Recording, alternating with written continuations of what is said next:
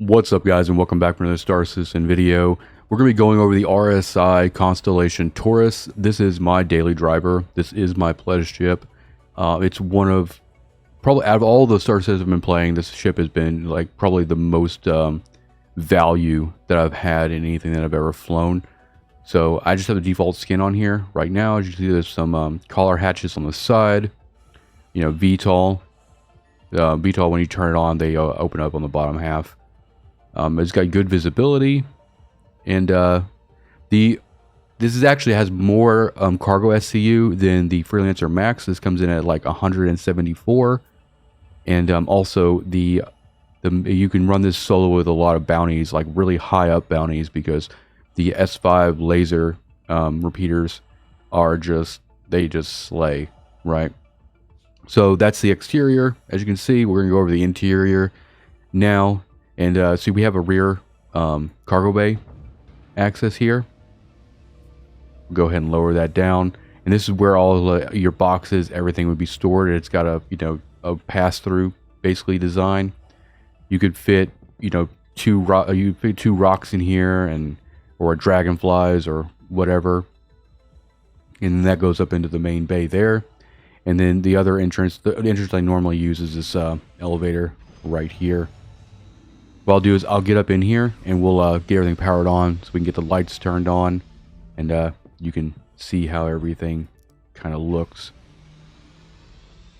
Go up the elevator here, and then it airlocks, and it opens up and comes up into the main common area. Let me go ahead and get this bad boy powered on, and then we'll kind of do a walk around.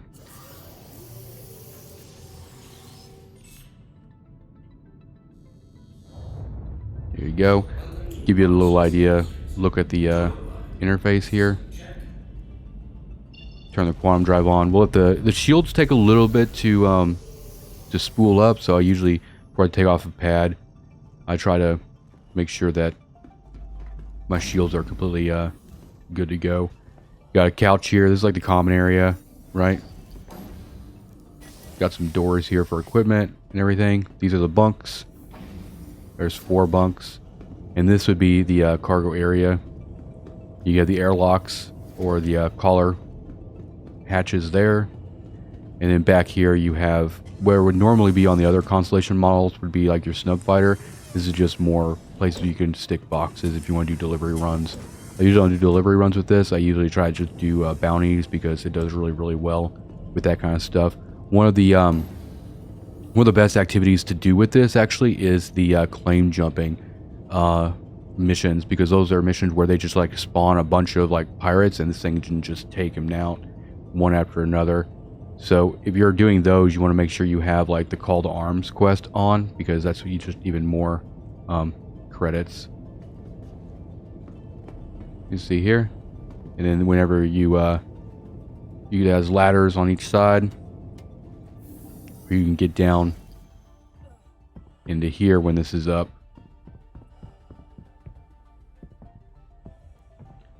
Go and close it.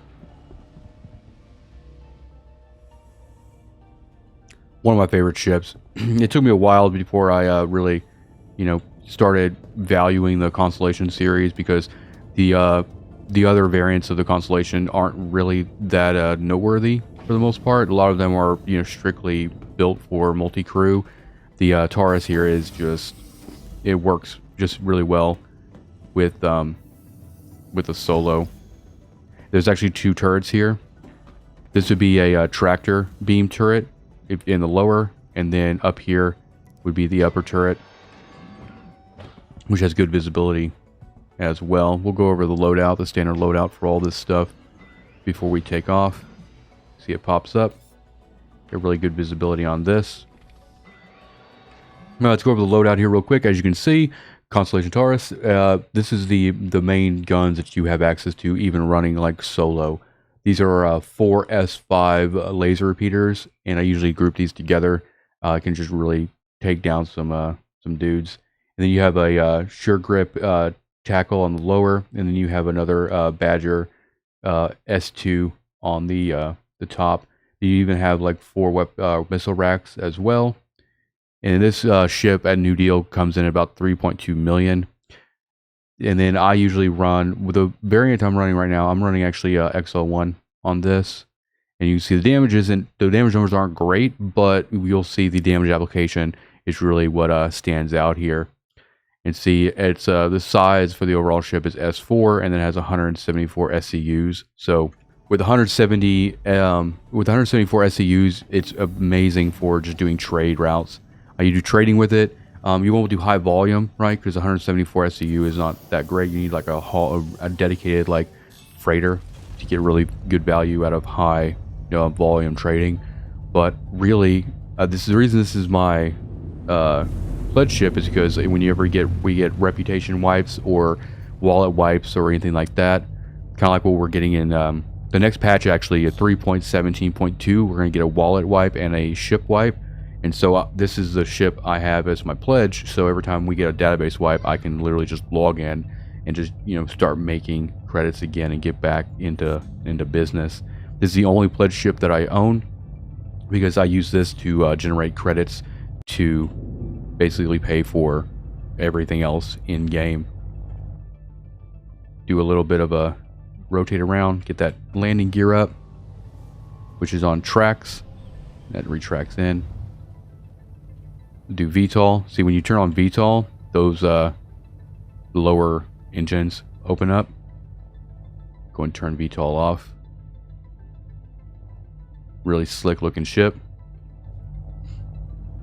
And so what I'll do is we're gonna go grab a bounty mission, just so you can kind of see how this thing performs. So what I'm gonna do is I'm gonna head over to Hurston, and when we get there, we're gonna pick up a mission. But yeah, the fuel efficiency in this ship is really, really good. And also you have a lot of controls here. Like you have a, you can open landing gear with just a touch here. And then also you can open the cargo bay and all that stuff just from here as well. So if you're actually running with somebody else that can man like a rock or a dragonfly or whatever, I usually can just land. And then from here, just open the cargo bay for them, and they can just, shoot out and go do their thing. And then they can, park. What I normally do with that is I usually rotate my camera to be right underneath the ship. So like right about here is where I'll put my camera, bring it up a little bit higher. That way, whenever I'm landed and I open the cargo bay, I can come down here and I can kind of see if they're clear of the bay. And then whenever they actually park and they're still, I can, make sure that everything's good, and I can kind of come up. This also is just a good view as far as like checking your landing for doing trade routes and stuff like that, because some of those pads, this thing kind of maxes out some of those pads with how long it is. So just having like a lower view of that to check your area is helpful. Alright, so what we'll do is once I get, you see how fast this is? Like we are 20 million kilometers away from Hurston, and we're about to land pretty fast with this XL1.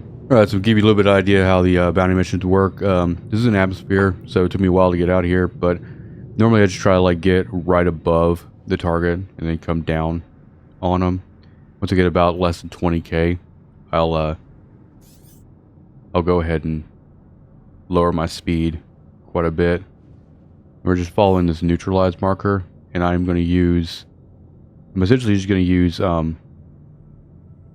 auto tracking and show you what these rhinos can do.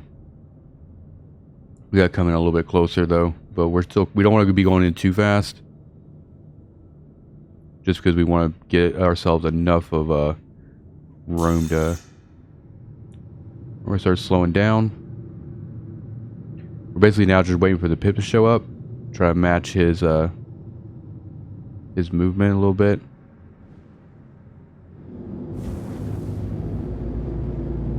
But you'll see this is not going to take very long to take this guy down. Waiting for that little green pip to show up.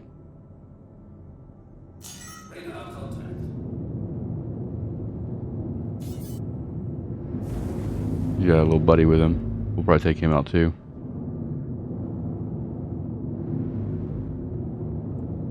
Start slowing down a little bit. We'll probably have to dodge a missile when we get close. They usually do that. They'll throw out a missile once I get in range. Usually how that goes.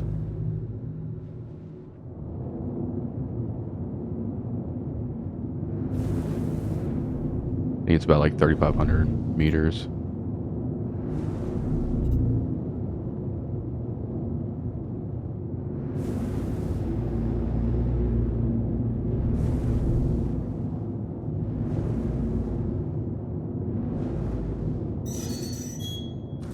There's a missile.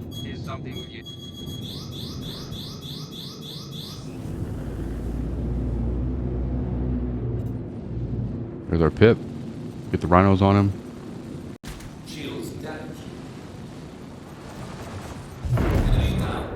He's already down. We should target the next one. Become a little bit more aggressive on him. There's our pip. Start slowing down a little bit. And he's down.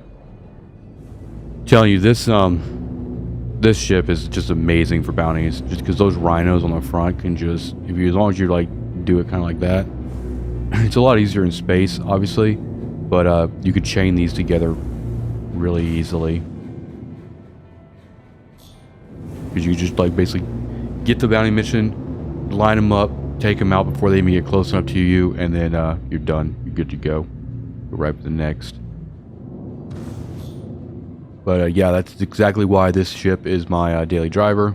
This is why I use this for pretty much everything. It's good for, so basically whenever they do like a database wipe, like a wallet wipe or whatever, like we're going to get in 3.17.2, what I'll do is I'll log in, and basically the only ship I'll have is just this.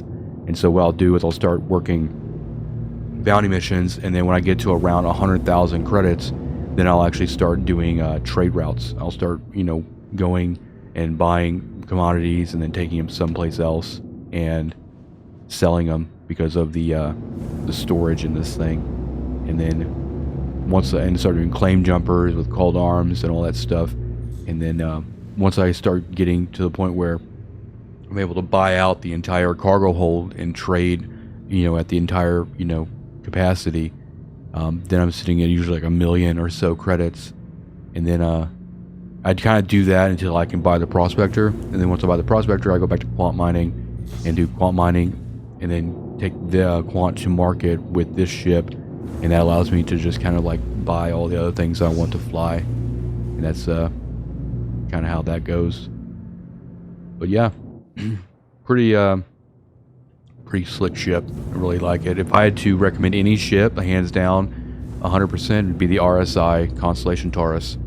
So thank you for watching. I hope if you're looking up, kind of how this ship operates and, whether or not it's worth it or not, then the answer from me is a resounding yes. Hit the like button, hit the subscribe button, and I will see you guys next time. Peace out.